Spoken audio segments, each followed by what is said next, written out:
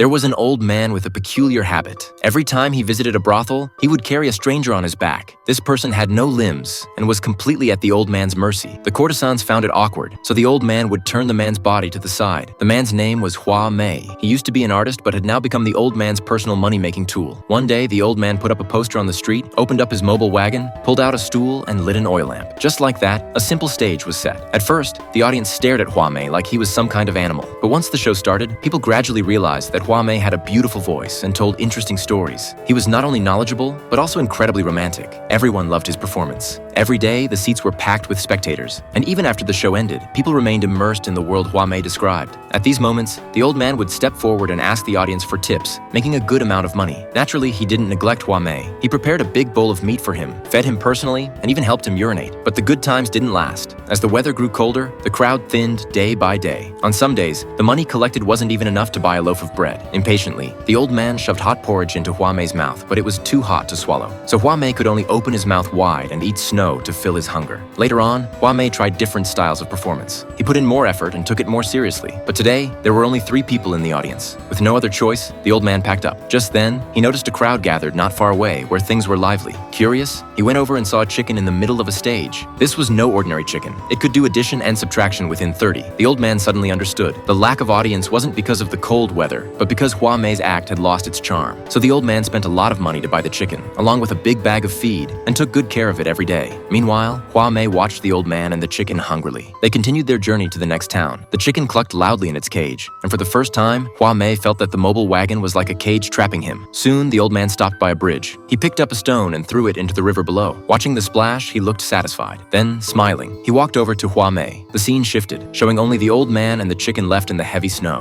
Hua Mei, sitting inside the wagon, had long expected this. No matter how interesting your soul is, if your charm can't bring in money, you're just a disposable pawn.